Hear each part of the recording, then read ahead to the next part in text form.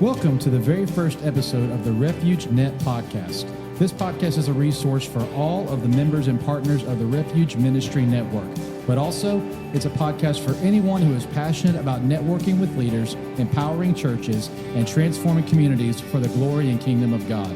So if you're listening right now and you fit that description, please keep on listening and get ready for an impartation from God for your life.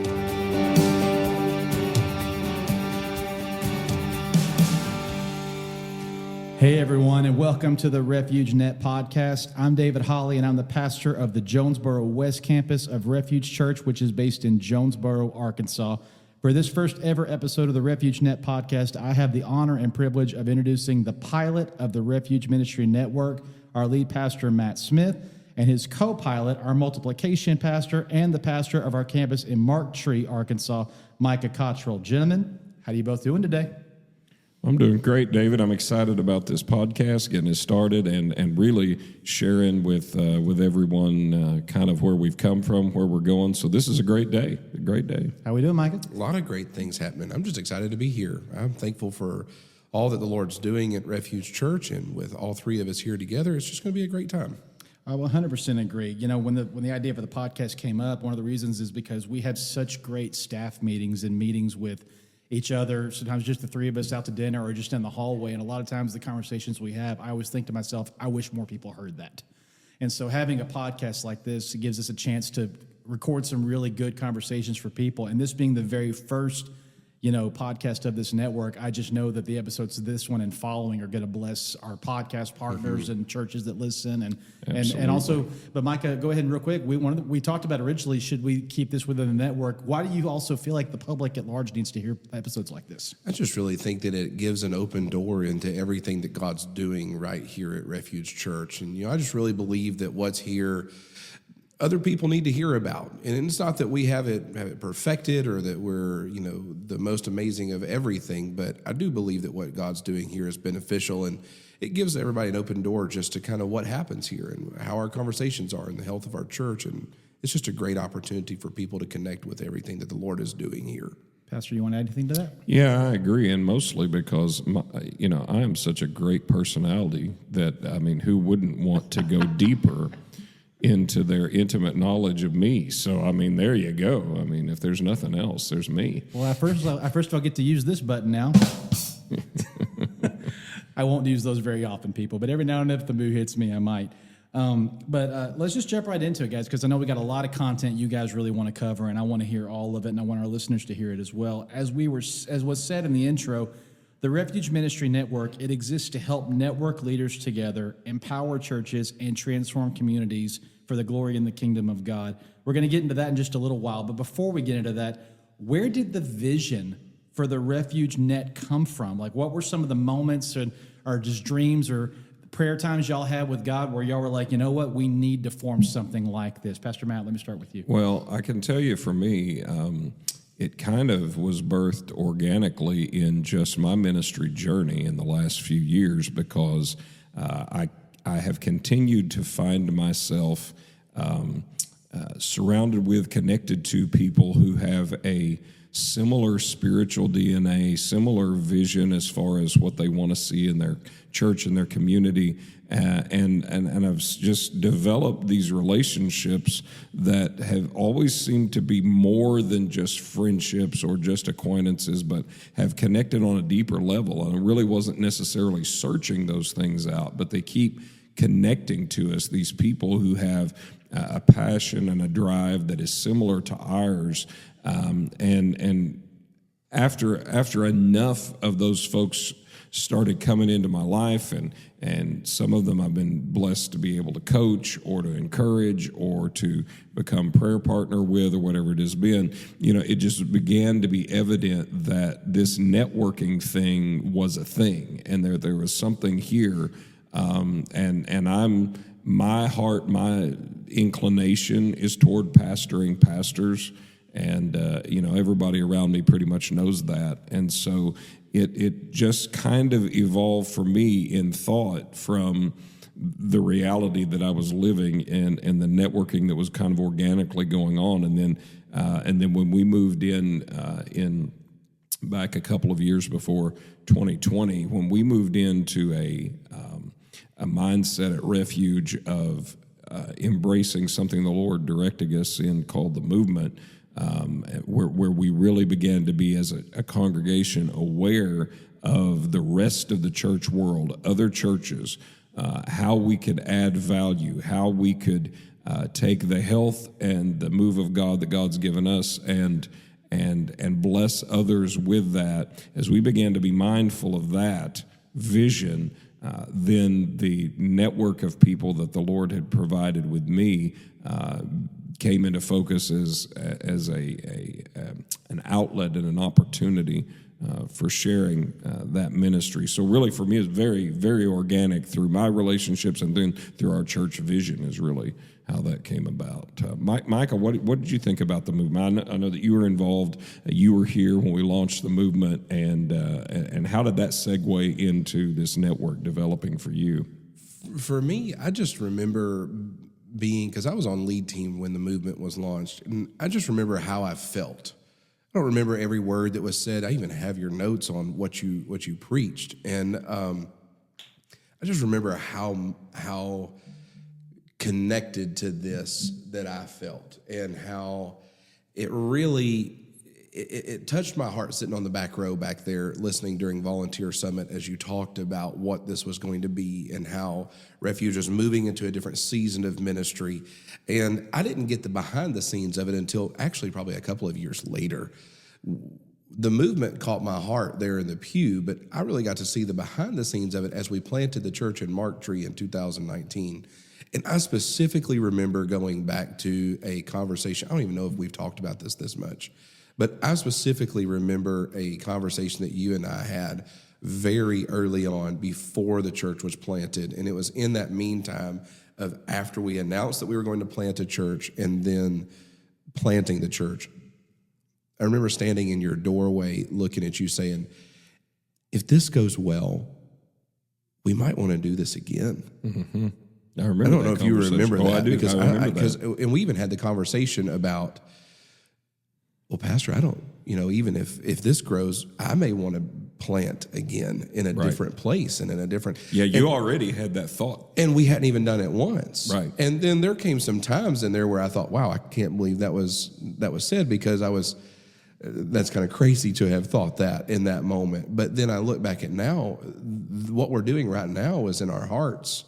I mean, that was 5 years ago. Right. And this has been a vision. And I know the movement was in your heart a long time before we even launched into what we're doing right now. But I think as we have gone, this has been the most organic thing that I've ever seen, because it is just like every year a different layer of the onion gets peeled off and more of it's revealed.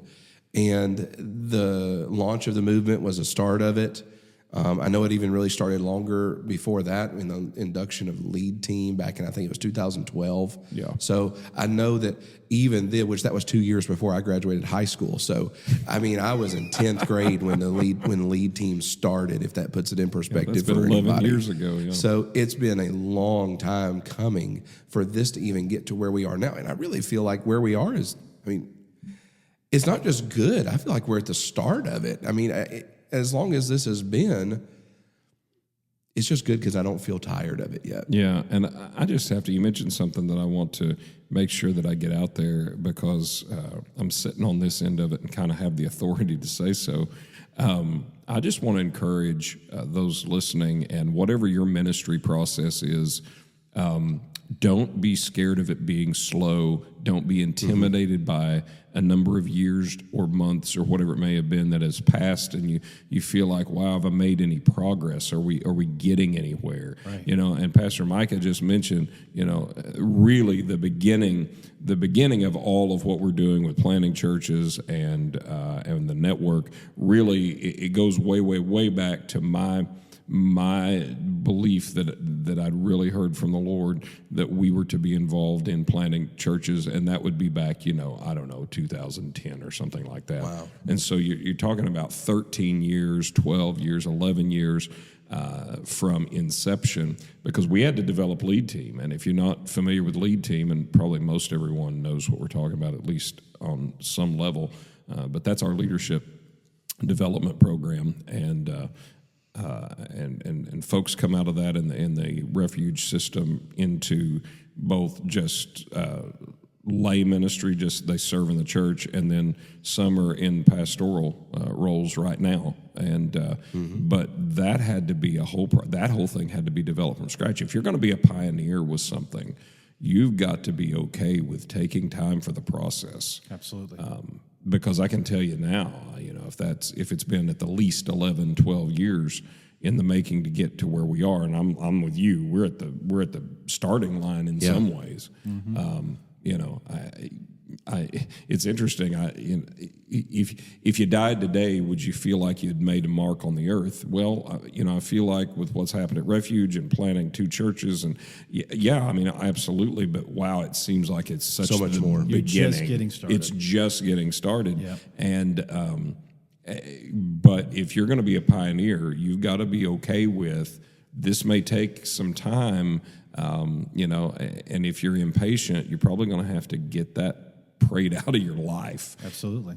I was even thinking just in my head, you started with a deer trail and you're trying to take it to make it look like an interstate. Yeah. And that just takes time. You got to clear things out, and especially if the trail doesn't exist and you're the one blazing it. Exactly. And you're trying to make an interstate out of a deer trail right now, and it just takes time to do those things and being patient and serving. And I think it's worth bringing up right now. And I know there's other things that we plan to talk about today that will allude to this also. When we talk about the net, when we talk about lead team, we talk about planting churches, we talk about ministry out and not just up. In many ways, it has been for us blazing a trail, because you cannot go to a particular book, a particular conference, a particular expert, and find our exact route. No. Our exact route is just not out there. And so that's one of the reasons we feel like documenting everything. Absolutely. That's one of the reasons we feel like the net is important. We feel like these podcasts is important, and our calls are, because if we are on the unique journey that God seems to have us on, and this is another reason that the network, I believe, is important, is there will be others who are feeling similar. In fact, I know some of you listen because we've had these other pastors in the network. We've had this exact conversation that, planting churches, reaching outward and not just upward is for you. Then it's necessary for us to document this journey, and because this is the path for some. Obviously, it's not for everybody, right? But everybody else's path wasn't for us. And so, it was very important to us. So it very much has been clearing the path. And in doing so, we want to make sure that if there's others that want to come down this same path, that we are making it easier, at least for them, right, than we've had it in trying to forge our own way forward. That's good. I want to follow up on something to both of you. Pastor, you said one of the things that you feel the Lord has been really developing within you, and the lead team is a prime example of that, is you are a pastor who wants to pastor pastors, and who feels that calling and that mantle on his heart. And that's one of the things when I came on staff here, one of the key things you said to me is one of my primary objectives is to pastor you while you're here, and whatever that means, because most staff pastors don't feel that from their lead pastor. He is no, they don't. Usually more in a boss role or in a visionary role, and he's not in a care role for his staff, which is, in my opinion, the primary role he probably should be in. If that's without a doubt. If you look at the life of Christ, he was their boss and their leader, but he pastored those 12, and that's why who they did were he ready. spend the most time with, the most intense time with? 100%. So having said that, just real quick, take about a minute or 2 minutes and talk about where's the balance for you in you are still serving as the lead pastor of the Refuge Church and all of our campuses. So how do you find the balance in pastoring your lay people at all 3 of our campuses, but also focusing on pastoring pastors? Well, one thing that, and here's what I've found over the years. Most pastors can tell you the right answer and that they are supposed to be pastoring their staff first. Everybody knows that's the right answer. Now, whether everybody's doing that or not is the other question. And here's what I've learned about that. Number one, as far as balance, your question, I have to evaluate balance in that correctly. And the correct way to look at that, first of all, is I am pastoring my people when I'm pastoring my staff. That's good. Because if I have a healthy, let's say if I have a healthy worship pastor, so the way we work here, I empower our staff to really pastor their people, and they're encouraged to do it. I'm not going to overstep into their work. They're the closest people to them, so I really want them doing it. And I'm using that for example because we have a healthy, very pastoral-minded worship pastor at my campus. Absolutely. In fact, her number one goal really is really how we feel about it too. Is she's not as musical minded first as she is taking care of those under her first. Right. And so when I take care of her, pastoring her, and making her healthy and enriching and empowering her, then what I'm actually doing is I'm doing all of her people a favor. Absolutely. And I am pouring into them by pouring into her. And if you, and tell you who struggles with this. The people struggle with this who have gone from being the only pastor to then having a staff. Absolutely. Because if you're used to having to take all the calls, pray for all the people, do all of the counsel, give all the advice. Having hands on everything. Yes. And then reach the point where you actually divide it up and let someone else do part of that. You will feel like you're failing. Mm-hmm. You will feel like you are not doing part of your job, or you're missing God, or not doing right by the people. But you are doing right by the people by pastoring those staff members first. And those can be paid pastors, or a lot of you have really good volunteers over ministries that they do a great job of pastoring. Well, then your balance needs to be weighed toward pastoring your leaders. Absolutely. Because they're multiplying how you lead them gets multiplied by everybody in their ministry. Mm-hmm. And so that's the first way that I really keep that in balance, is by realizing I am pastoring my people when I pastor them. And I'm going to tell you something.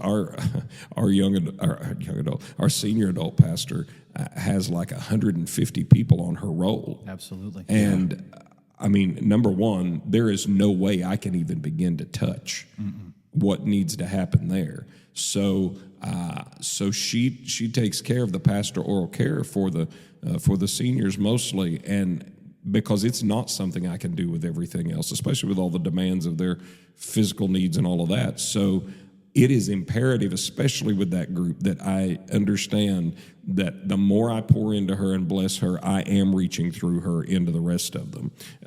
But it is a mindset change, especially if you've not been over staff and you're moving that direction. And Micah, let me follow up with you real quick, because as I said in the intro, not only are you a campus pastor like myself down in Marktree, but also you're the multiplication pastor, which means you are responsible for helping make sure the campuses are healthy, and also kind of the execution person when it comes to the Refuge Net. So from your perspective, finding that balance, being those two things, also being a husband, being a father, being a pastor, being a network person within the Assemblies of God, all of that, where do you find balance and how do you maintain it?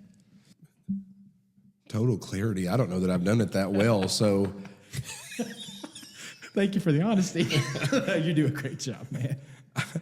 I mean, for me, it's the understanding that there are certain days I can't wear two hats at one time, and realizing that on one day I'm going to have to be this, and then I'm not going to get to be this and this on that day. I also... there are things that I do in our city in Marktree, and on those days... I can only do those things, and sometimes that means a call or a text message gets waited on a few more hours than I would like it to. But for me, I've never really been just a one-track kind of person.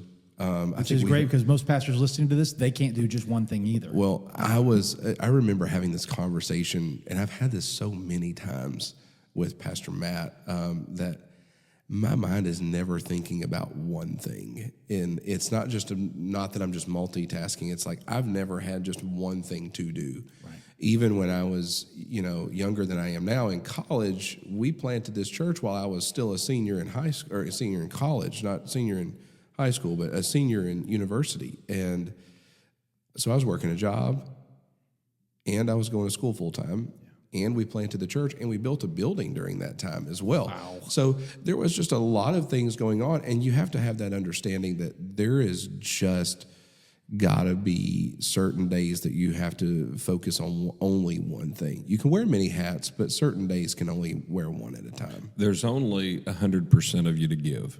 Absolutely. Right. And only so many hours in a day to give it. And if you feel the pressure to be 100% in 5 different places, you're going to not only burn out, you're not going to do those jobs. You're not going to complete them. You're going to be a terrible family member. And so you got 100% to give in a week. You got to divide it up. Absolutely. And I know when we were launching the West Campus, even before Pastor David, we were able to bring you on while we were still in the process of finding you. There were days that I talked to you, Pastor Matt, and said, okay, for the next 2 weeks, I'm going to get to give our campus and Mark Tree minimal attention because it's going to require me to do this. Right. Yeah. And so it requires you to have done really well in your other things in order for you to be able to let go Have a little bit margin. so that you can have some margin. Yep. And I think being healthy in ministry is such a priority because it lets you have that margin. It lets you have a little bit of extra when you've empowered other people Right. to do certain things because you can allow them to have their freedom to flow in that as well. Absolutely. That's great.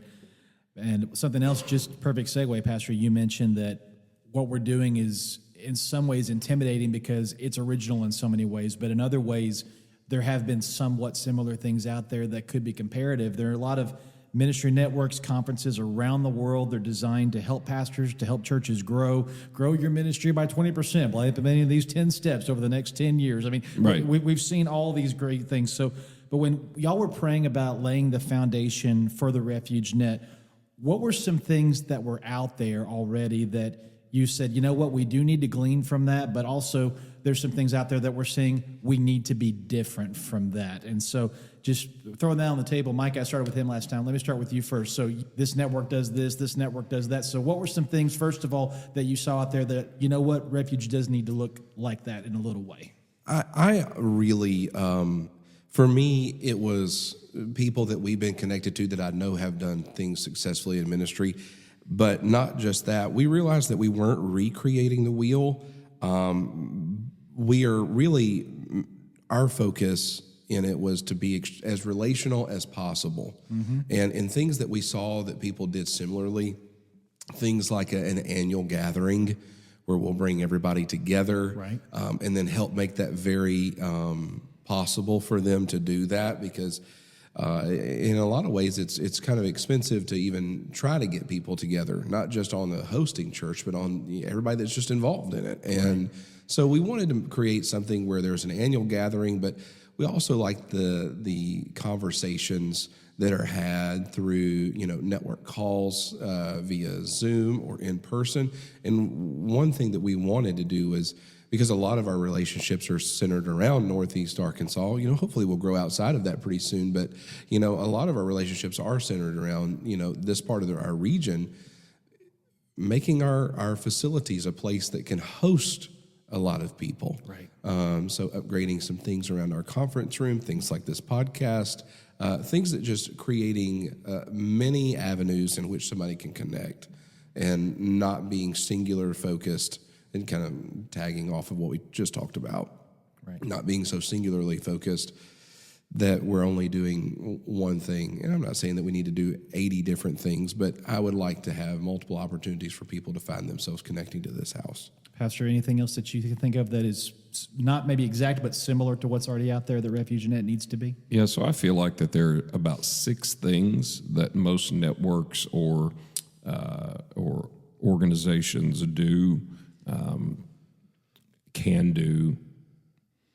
They provide oversight or a covering. They provide resources. They provide relationships. They provide some sort of equipping, some sort of encouragement, and then some sort of empowerment. And so we've looked at the way that those delivery systems work in denominations and other networks, and really narrowed down, what are we not, because we're not an oversight and a formal covering. Now, if somebody wants to become a Refuge campus, that is a discussion absolutely that we'll have. But as far as credentialing people and that's not where we're at. So that was taken off the table. But there are other things that are important, and I'll zone in on this. The attempt that all these networks make is to be relational. Mm-hmm. At the outset, that's known, that's understood, that's necessary. It's something that's very needed. But what happens, especially, and the counsel that we've received from consulting and some of the folks that we are connected to that have helped us get the network position where it's at, have confirmed to us that as a network grows, one of the first things to suffer is the feeling of connection and personal connection, and the real, authentic, deep relationships tend to be lost as the gatherings grow and the demands grow of numbers and money and the availability of the leaders.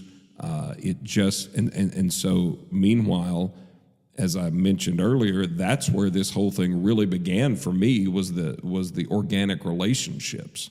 And so it became obvious to us that while others focused to a degree on relationships, we needed to take that and really hit the gas as the focal point of the net, to where if you're part of the Refuge Network, you feel like you have a ministry family. Not just because we say so in a mission statement, but because I really know who I can pick up the phone and call. And if I'm having this kind of problem, I'll call this guy. And if I'm just having the worst day of my life and need to dump on somebody, I can call Pastor Matt, and not feel bad about it. Where other networks fulfill other things. See, other networks that provide you with great resources, we probably won't get into a tremendous depth of, being prolific with our resource provision. I mean, there's some things that we'll be glad to help you with, be it grow groups or lead team or those things. But, are we going to be a publishing house? No, that's not really what we're about. Right. But we will give those who connect a real sense of someone you have a conversation with. And hopefully, because of the trying to interconnect the network members, not just with us who are leaders here on this podcast, but within the network, which guy to call based on what's going on in your life or ministry, and really create that real. When we say network, we mean net. We mean the many connection points of real relationships. Does that mean that we will probably not reach the level of hundreds and hundreds of churches? Yeah, probably. And that's fine, because if we grow exponentially, then there will need to be other networks that form, because the guiding principle, first of all, is going to be this has to be relational or we've missed our calling. Right. Absolutely. And you said something there, because as it grows exponentially, there'll have to be people within, which brings up the thing that there's so many churches out there that do things very similarly, but where God has planted them is unique vision for them and the place they're at, the culture they're in, the city they're in, the state they're in. What works in Georgia probably won't work in California. There's things that have to be unique and tailored to there. So, Micah, let me come back to you. The vision, the organic growth of this, what God has placed in y'all's hearts, what about the Refuge Net needs to be different than what's already out there? I think Pastor hit it spot on the head, that the size wasn't really the goal in any of this, or even a large number, but in just creating the healthy relationships that flow in both directions. And I've talked about this ad nauseum with our Refuge churches, is that everything I see God doing in the kingdom is in circles. And it is in the overlap of these circles that the kingdom is thriving at its best, I believe. That, there are places in, like you said, maybe in southeast Georgia that might not be the same as northwest Washington. that you may have to do things a little bit differently in those places, but there are things in our lives and our ministries that overlap. And then if we can highlight the overlap, Right. I think we can live in the overflow. And I'm believing that what we will do is not necessarily just create relational connections, but help circles be brought together. And one pastor said, making streams come together. If we can just help these circles find themselves connecting with each other. Yes, there may be people in this group that don't agree totally with everything that's going on in this group, but there is a certain part of everything that we believe that does overlap with each other. And if we can just focus on what we do have in common with each other, I think we can accomplish a lot more for the kingdom. Pastor, you want to add anything? Yeah, I just was thinking, if I'm going to be totally transparent, the Refuge N.E.T, there's a little selfish element on my part about it, and that is that everybody that connects to us adds such value to me personally and to our Refuge ministry, and that's already true. I mean, I could go down some of the list of the partners that we already have and say, what you have invested or meant to us already. And so this is what Micah said, in both flowing in both directions. Hopefully there's something that we have to offer, but we're also on the receiving end of this many connections. Just makes us better, really makes us all better. Because what if we always talk about Ephesians 4, and I better not too much because I can sermonize it well, but when people talk about Ephesians 4, they generally think about the body being the local body. Right. And that's true enough. But the reality is, if you back out your microscope and you take that course adjustment and back it way out and look at the large scope of the church, that was not just because that letter was written to Ephesus and probably shared with numerous other churches. This is not just about your individual body, but every joint supplying. What if Refuge is a joint?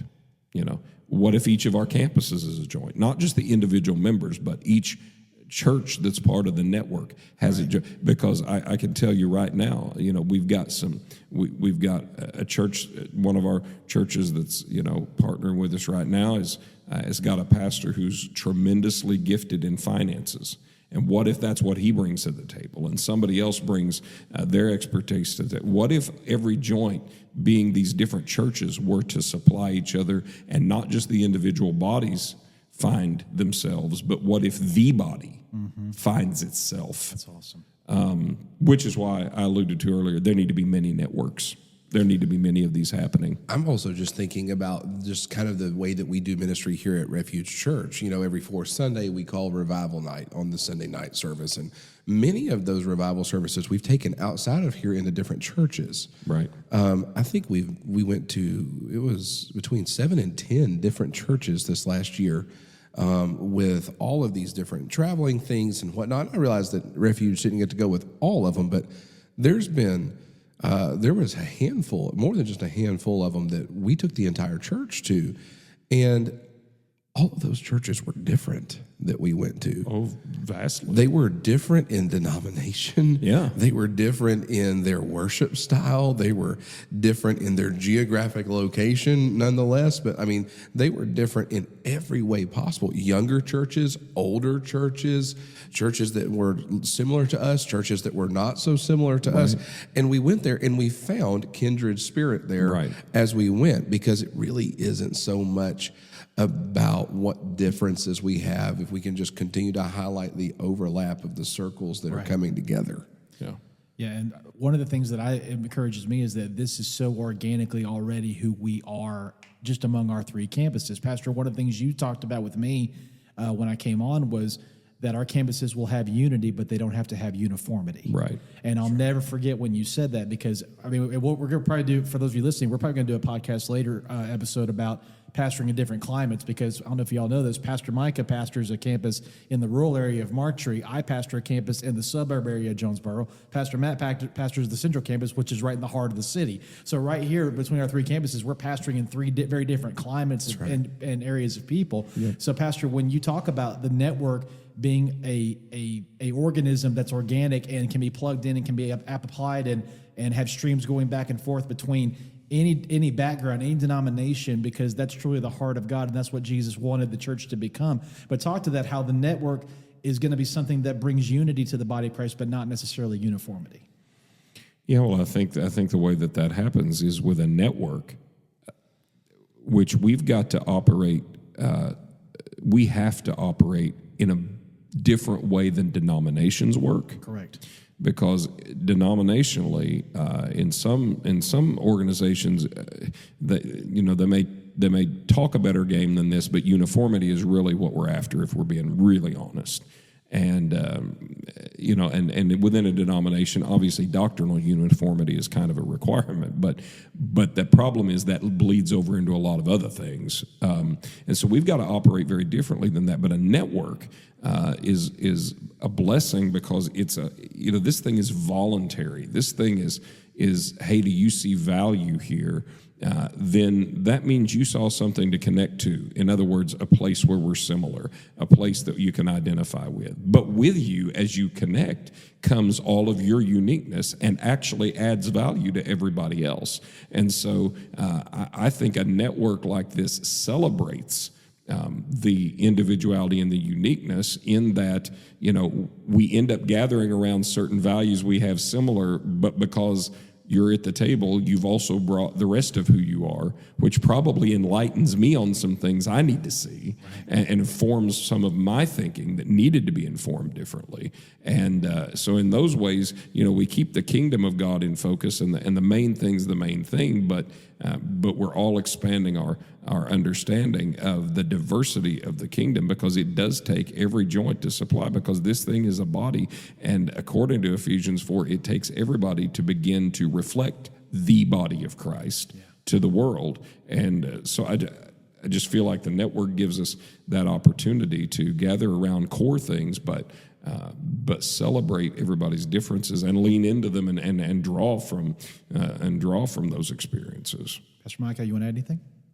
I remember hearing that about uniformity and unity not too long ago as well, and just loving that you can look the same, but it doesn't mean you are the same, and you could look different from each other and still be the same. Because I think we have that in this room today. All of our personalities are different from each other. Right. Very. And some of our upbringing is similar. I know Pastor Matt and I's upbringing is very similar to each other, just based on some old conversations. But even in our differences, we're still brought together and can find each other, not just cohabitating at the same table together, but actually thriving and doing godly things for the kingdom that are successful.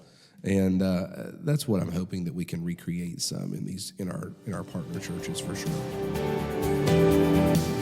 Thank you for listening to this episode from the Refuge N.E.T Podcast. Be sure to look in the description for notes from today's episode and for more information about the Refuge Ministry Network. We appreciate you for listening, and thank you to all of our network partners. And to God be all the glory. Have a blessed day, be fruitful, and multiply.